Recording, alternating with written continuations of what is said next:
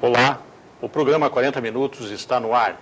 Um programa que valoriza o cidadão da Tríplice Fronteira, ouvindo a sua história. Nosso entrevistado de hoje é o empresário Sérgio Beltrame. Beltrame, seja bem-vindo ao nosso programa. Tudo bem com você? Tudo bom, uma satisfação, Heitor, ser entrevistado por você, uma figura que eu conheço há muito tempo no ramo do jornalismo e agora apresentador, né? Legal, estou gostando do teu programa, é uma satisfação participar. Obrigado. Você é iguaçuense? Não, eu sou gaúcho, eu sou filho de ferreiro, sou 12º numa família de 13. Eu vim para Foz do Iguaçu em fevereiro de 73 para trabalhar de cobrador de ônibus com o meu cunhado na empresa Rafaim. Certo. E trabalhei durante 2 anos e meio como cobrador, depois como auxiliar e em 85 eu assumi a gerência da empresa, na época tinha 15 ônibus.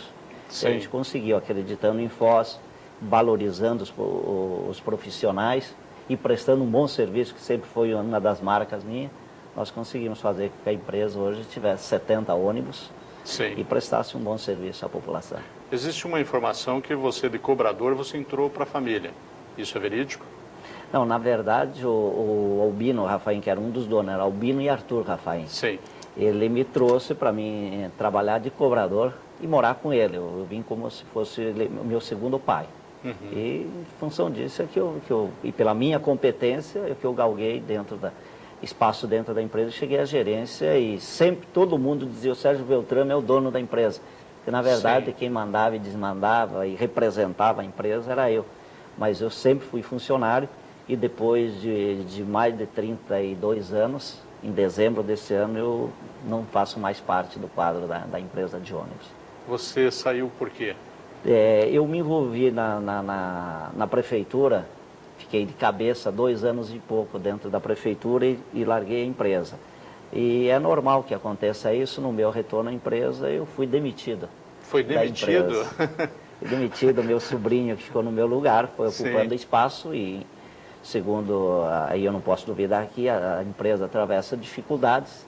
E Sim. Como ele trabalhou comigo durante muito tempo, aprendeu muito de mim, sabe, tem a mesma filosofia minha, e ele assumiu a gerência da empresa. Mas você saiu em que data? Você falou da empresa de ônibus? Foi demitido? Agora em dezembro de 2004. 2004. Aham. Mas na política o pessoal vem usando isso como se você fizesse parte ainda. Nas vezes, principalmente quando eu fui candidato a prefeito, Sim. porque o povão todo depende do transporte coletivo. Aí o que dizia? Fazia o bairro todo andando de casa em casa, fazia comício, fazia reunião e mostrava minha proposta de governo, quem era o Sérgio Beltrame, ficava bem. À noite, depois o pessoal, os boatos nos comícios: o Beltrame é dono da empresa, se ele ganhar vai dobrar o preço da passagem para tirar o dinheiro que gastou na campanha. Aí eu dançava.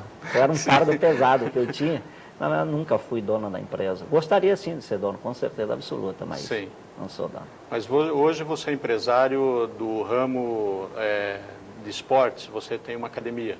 Tem a FitForce, que é um braço da empresa Rafaim, e aí no meu acerto com a empresa eu fiquei com a FitForce, não também como proprietário, mas por um período de uns anos aí eu toco a academia sem pagar aluguel, tá? Certo. E com a opção de compra na sequência. Isso você fez na tua saída, então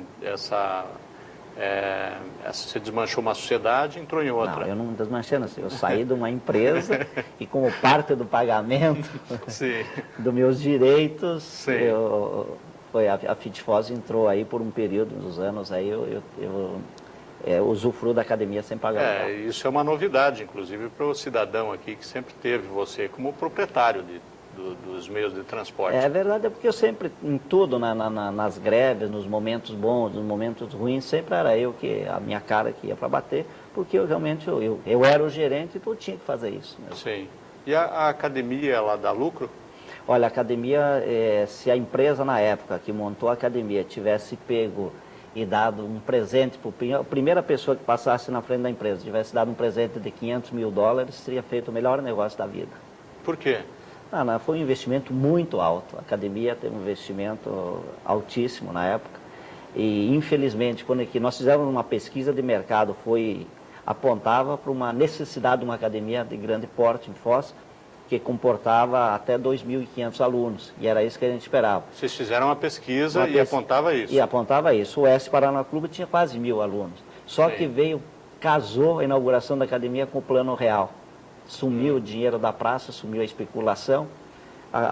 O Oeste, que serviu até de parâmetro, caiu para 300 alunos, e nós, com a expectativa que tinha de ter 2.000, 2.500 alunos, nunca passamos dos 1.000 alunos. Ah, é? A academia, durante esses 10 anos de existência, ela também, por ser mal administrada. Minha sobrinha, outro rapaz lá da empresa que administrou um período também, não tinham conhecimento da coisa e fizeram com que ela acumulasse um prejuízo grande, acima de R$500 mil. E daí vocês mudaram a administração e conseguiram reverter isso? Quando eu assumi há 2 anos e meio atrás, eu ficava na prefeitura até as 18 horas, depois eu ia cuidar da academia. É muito pouco, porque você tem que ficar em cima. A gente conseguiu estancar o prejuízo, né? E conseguimos fazer com que ela estabilizasse. E agora eu estou tentando fazer com que realmente, oferecendo cada vez um serviço melhor, fazendo com que a academia se torne lucrativa, porque é o meu ganha-pão, né? Eu acredito, pelo potencial que nós temos, pelo quadro de funcionários, e você que frequenta lá, pela estrutura, eu acho que a gente vai dar a volta por cima. E hoje tem quantos participantes e você tem ideia, hoje está dando lucro a academia? Hoje a academia ela não está dando prejuízo, ela está dando para se manter. Mas a gente vislumbra, numas parcerias que a gente está fazendo aí, vislumbra que para o ano que vem a gente vai conseguir fazer com que dê lucro. E quantos participantes tem? Não sei se você sabe.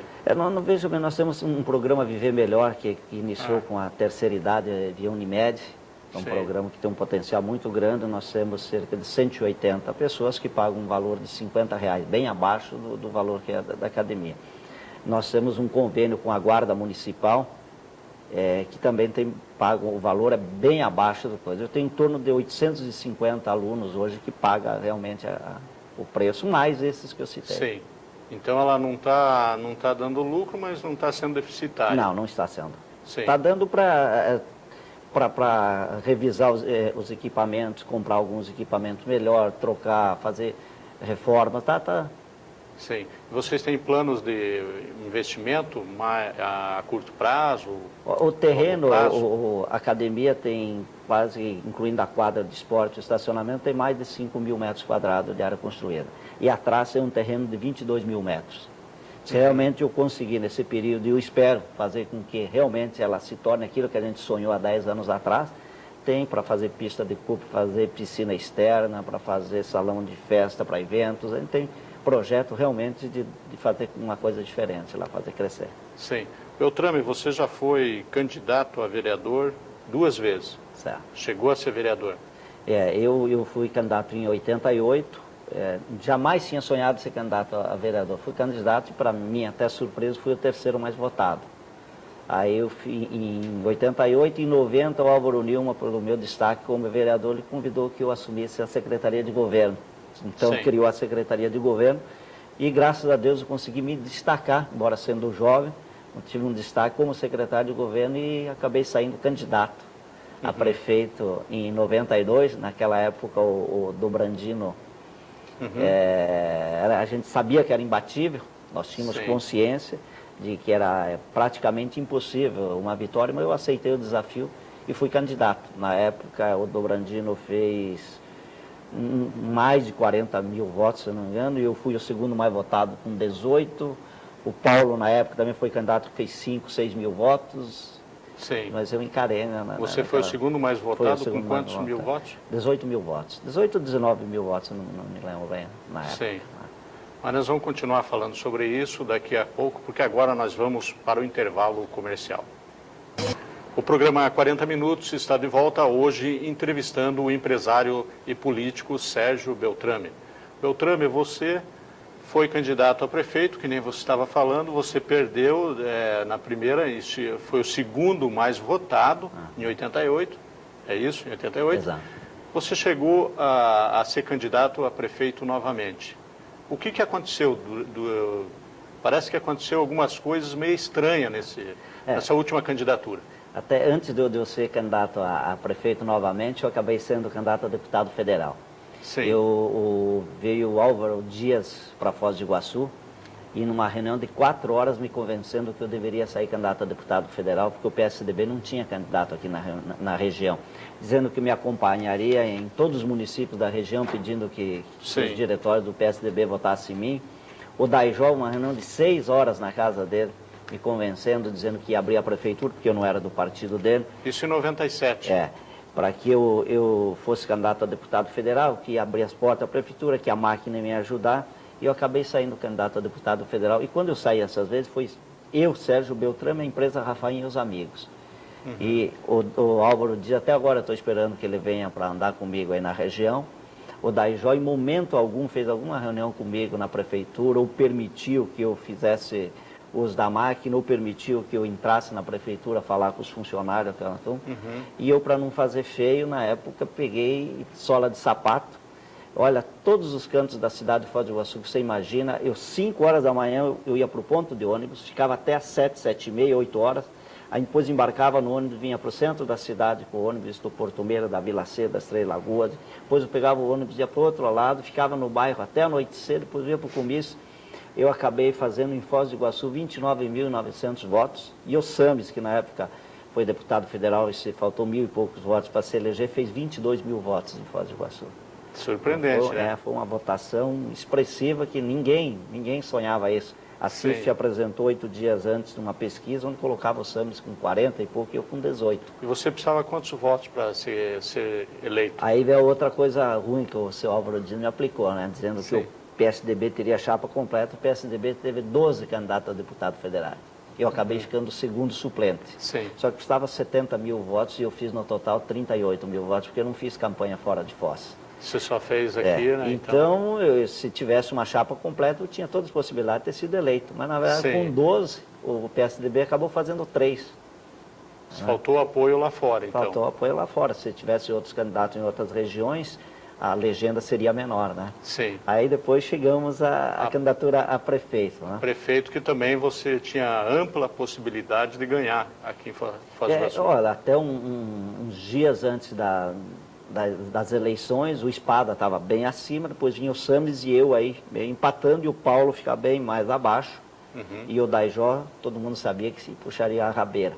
E também uma campanha com dificuldades, só eu, os amigos, e aí então eu estava no PFL, que eu fui num grupo de empresários que me convidaram, que queriam lançar um candidato empresário, que queriam dar sustentação, queriam dar apoio financeiro, e hoje é falecido o Dr. Bento Vidal, era o presidente do partido, houve uma briga grande entre os empresários, acabou o partido, saiu todos os empresários, ficou Sérgio Beltrame com o Mário Boff, o Milton Rodrigues e o Danilo da Idiza, que me ajudaram e que foram juntos. Mesmo assim, nós desempenhamos uma campanha que vinha crescendo dia a dia. Mas, para minha surpresa, e uma coisa que eu como a pessoa católica, não devia nem falar isso, uma pessoa que eu jamais vou perdoar, é o grupo do Daijó. O Daijó, o Sadi Busanello, o Paulo Inoue, que estava junto também, porque no dia a eleição era no domingo. No sábado puseram em 3 rádios do Paraguai, de 10 em 10 minutos, notícia de última hora. Sérgio Beltrame renuncia à candidatura a prefeito e apoia Daijó.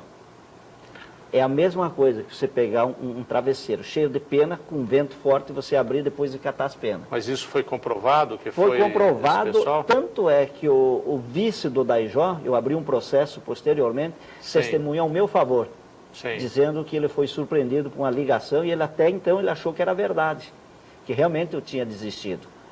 E no dia da eleição eu fui no Porto Belo, encontrei ele, veio me cumprimentar. Sérgio, obrigado por você ter renunciado e nos ajudado. Eu falei, eu não dou a mão para sem vergonha. Fui desse jeito. Por quê? Eu não desisti, não aconteceu nada disso que vocês fizeram comigo. Não se faz. Eu acho que na política você pode usar, se você é malandro, qualquer coisa, mas não esse tipo de coisa que fizeram comigo. Então você imagina, no domingo de manhã, eu saí para visitar os locais de votação, cheguei na Vila C, não apanhei por detalhe. Chegou um senhor me dando de dedo, disse que jamais imaginava que eu fosse me vender. Foi uma das consequências, queriam te surrar depois? Queriam me bater porque eu me vendi, achavam que eu tinha vendido, que eu tinha retirado realmente a minha candidatura. E isso aconteceu uma vez só ou várias vezes, que você continuou a tua campanha? Não, a eleição foi, eles puseram no sábado e no domingo foi a eleição. Ah, foi em cima da hora. Foi em cima para então. não dar condições de eu me defender, de não ter realmente... Então, Nem a Justiça Eleitoral poderia fazer nada? Eu entrei com recurso na Justiça Eleitoral no sábado de manhã, Sim. que eles me dessem espaço que eu fosse para a TV e dizer, olha, eu não desisti, é mentira, e o que a Justiça concedeu foi aparecer lá só escritos que não havia nenhuma desistência dos candidatos a prefeito. Então, não dá para mensurar a quantidade de votos que eu perdi.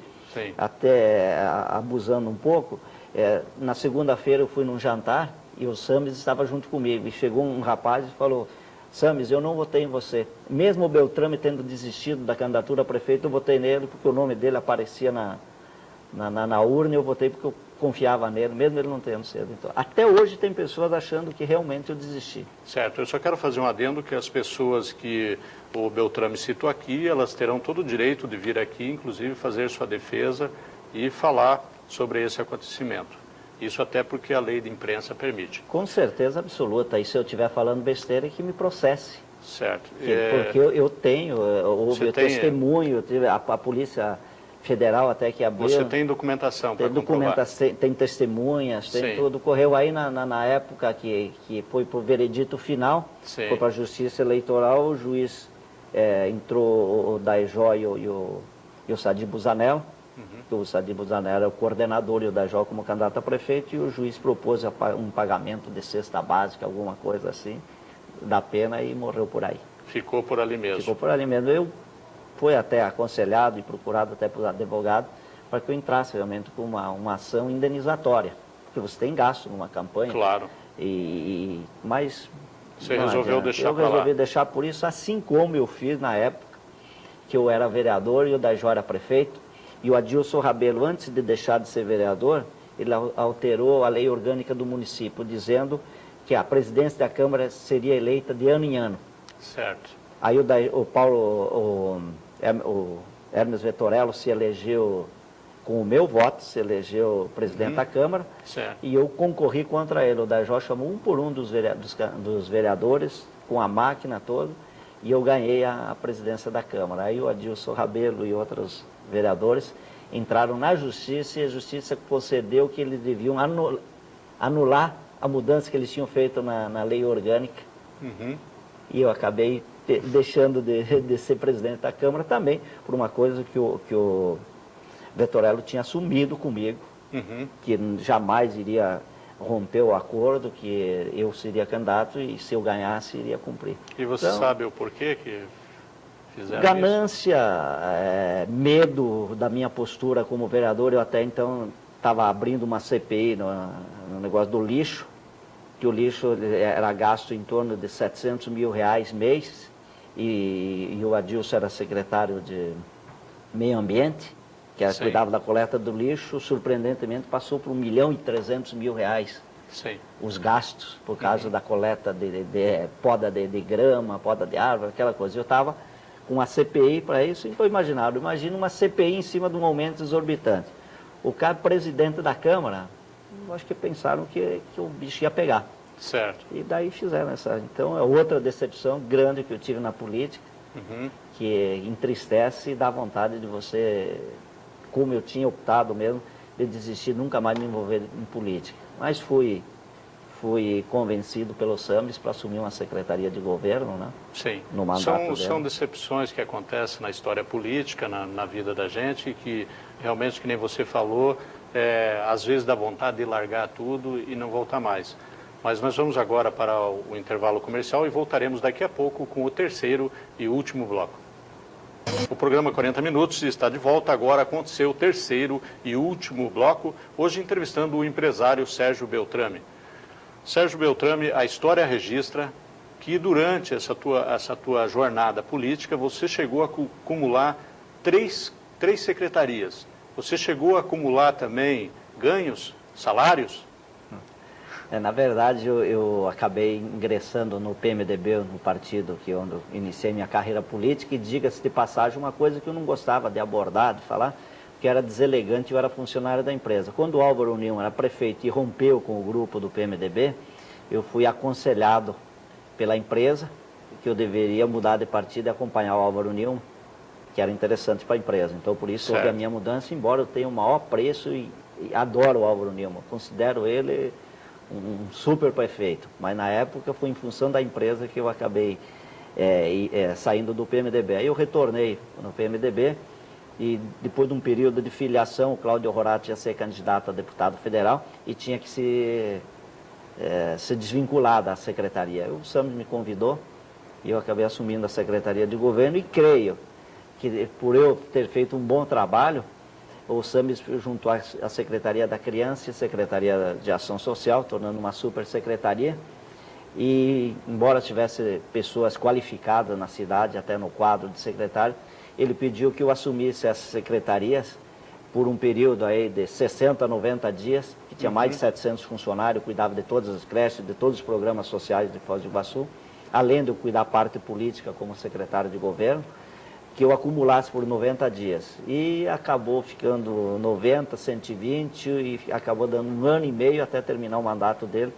Eu fiquei acumulando essas 3 secretarias e eu fiz questão, quando eu fui nomeado, que constasse no decreto de nomeação que eu faria jus só um salário. Eu recebia só um salário. Então, 3 salários, se alguém falou, é boato. É bobagem. Às vezes as pessoas custam até acreditar, né? Sim. Porque quando você ocupa um cargo público, e tem razão em função disso, porque está essa bagunça roubalheira que está no Congresso Nacional, a população já imagina que você vai lá para meter a mão na botija, né? Sim. Como que alguém em sã consciência deixa de ganhar 3 salários e ganha 1? Sim. Mas na verdade tem o decreto, tá arquivado na prefeitura.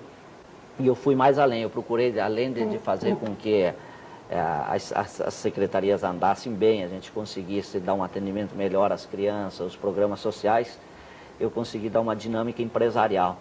Nós tínhamos mais de 25 imóveis locados, que é automático. Vence o contrato, pega a inflação do ano e renova o contrato. Eu chamei todos os donos desses imóveis e tinha o imóvel lá da ação social lá embaixo, era R$5.000. Sim. Eu baixei para R$3.000 o aluguel e até o final do mandato não houve correção.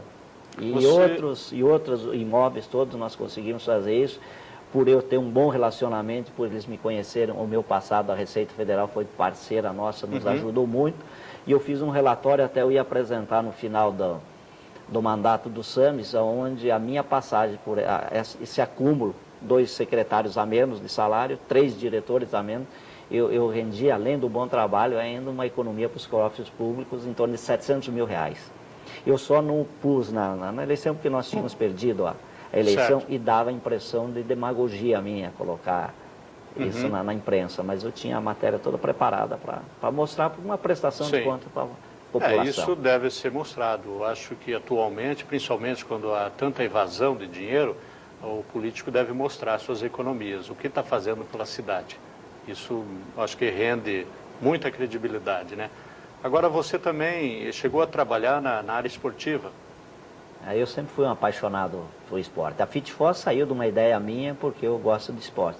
Mas eu fui presidente do Flamengo lá da Vila Holanda, as pessoas viram o Flamengo disputamos a 2ª divisão, ficamos em 3º, fomos roubados, apanhamos de Assis Chateaubriand, senão nós tínhamos subido para a 1ª divisão. E o Flamengo não tem nenhum sócio que paga a mensalidade. Não tem nenhuma renda. Agora tem uma renda do aluguel do cartódromo e do ginásio de esportes. Quando eu assumi não tinha nada.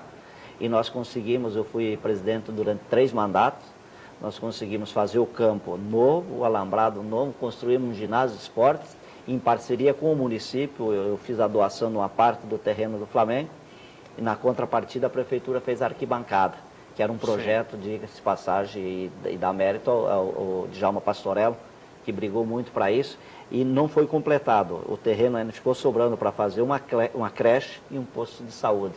Sim. Então eu consegui, hoje o Flamengo tem um patrimônio invejável, que foi na minha gestão que a gente conseguiu. Como que eu não consegui sem ter, com a credibilidade, fazendo rifa, fazendo bingo, indo nos empresários, pedindo ajuda, mostrando que realmente era uma coisa séria. Os pais das crianças que jogavam na escolinha do Flamengo acabaram se envolvendo, puseram dinheiro, então, em função disso que a gente... E isso não é muito diferente de você fazer quando você está no poder público. Se você mostra seriedade, se você mostra que tem coisa, a população quer participar. Mas só que a população se espelha, vê todo dia ela dá 5, tem alguém tirando 20. Certo. Por isso que o país não vai para frente, a fome zero, a morta fome zero do Lula não foi para frente, era um sonho do Lula, o governo lançar a ideia e com o empresariado, que a população participava. Sim. Mas a população vê aquela corrupção, vê tudo aquilo, sai fora. Agora, se a coisa for séria, a população participa. Exato. Vamos voltar um pouquinho na história, que a gente já passou naquela tua candidatura a prefeito, e eu gostaria de registrar a tua opinião. Na última candidatura a prefeito, o Espada, ele já estava praticamente ganho, estava com já, as pesquisas mostravam ele na frente. E por que você acha que ele perdeu? Olha, é uma série de coisas que leva a ele. Um dos motivos que eu acho que foi crucial para ele ter ganho foi que aquele negócio que o Daijó fez, colocando na imprensa. Que ele perdeu, né? Que eu tinha desistido quando que fazia a simulação da migração dos meus votos migravam bastante para o Sames e para o Paulo McDonald. Sim. Então, muitos daqueles votos que eu poderia ter feito, eu não sei se eu ganhava, mas que eu ia fazer uma votação expressiva, eu iria. Migraram para o Sames e migraram para o Paulo McDonald, que era isso que apontava a pesquisa. Mas também um fato que contribuiu muito, ao meu ver, e a gente poder dialogar com a população posteriormente, foi no debate, né? Sim. No debate que houve, o Espada achando que já era o prefeito, que estava ganho, dando a resposta evasiva, batendo aquilo eu acredito. Cada um tem sua opinião. Você acredita que ele próprio se derrubou? Aquilo ajudou muito. Ajudou muito. E você pretende voltar a ser prefeito, ser candidato a prefeito? Eu tinha um sonho. Eu tinha um sonho de ser prefeito de Foz, porque foi aquele filho de ferreiro, que foi cobrador, que subiu na vida, que pegou uma empresa com 10, 12 ônibus de 30 funcionários, levou a mais de 300 funcionários, um patrimônio grande. Eu acho que eu podia, no poder público, fazer muito por Foz do Iguaçu. Mas é um sonho que, digamos que está em stand-by, não é prioridade. Sim. Eu não tenho como meta. Pode daqui a pouco, eu não vou dizer dessa água, eu não beberei. Sim. Mas no momento eu não tenho foco nisso. E para deputado? Olha, agora se avizinha a eleição para deputado aqui em Foz do Iguaçu. O PMDB vai sair o Dobrandino para estadual. Sim. Esse é dono da vaga e é líder do governador. Deve fazer uma votação expressiva pelo Paraná todo. Tá para o Cláudio Rorato, é o segundo suplente do PMDB. O Reinaldo Stephens, que é secretário de administração do governo Requião, falou que não assume nesse período. Então, se o Borba for cassado, o Borba, que é do PMDB, for cassado, o Cláudio assume. Sim. O Cláudio assumiria como deputado, aí ele é o candidato nato do PMDB. Agora, caso contrário, o Cláudio Rorato não assuma, eu sou pré-candidato a deputado federal. Uhum. Continuo fazendo o que eu sempre fiz, indo em festa de igreja, participando de todos os movimentos, visitando os amigos, cumprimentando as pessoas na rua, não só em época de eleição. E eu vou para a convenção do PMDB e vou bater chapa com o Cláudio, com qualquer um outro filiado que tem todo o direito de participar. Ô Beltrame, para encerrar, como que você vê a atual situação da cidade hoje, as mudanças que aconteceram, uma análise rápida sobre esse assunto? Eu sempre tenho dito que nós somos oposição, né? Nós, eu digo o PMDB, que é muito prematuro você em 8, 9 meses de administração, você começar a querer dizer o que está certo e o que está errado. É uma administração totalmente diferente que o Paulo está tendo, que pode dar certo, tem tudo para dar certo, porque ele é capaz. Agora, uma coisa que no meu ver, é que o Paulo é muito centralizador. Sim. Ele vai ter que ter muita habilidade, porque a pessoa que centraliza muito, às vezes o tombo é maior. O teu conselho é que delegasse mais os poderes. Eu acho que, no meu ver, o Paulo está muito centralizador, e isso eu converso com secretários, com pessoas também ligadas, que o homem tem o lado bom, porque não sai um centavo sem passar pela mão dele, claro, né? Mas eu, como iguaçuense, torço que ele seja o melhor prefeito da história do Foz do Iguaçu, na área administrativa. E politicamente levar mal foi daqui 3 anos a gente consiga explorar o lado político ruim, claro, e conseguir voltar à prefeitura. Sim. Está aí então uma sugestão da oposição, né? Eu agradeço a sua presença aqui no programa. E o programa 40 Minutos termina aqui e até a próxima, pessoal.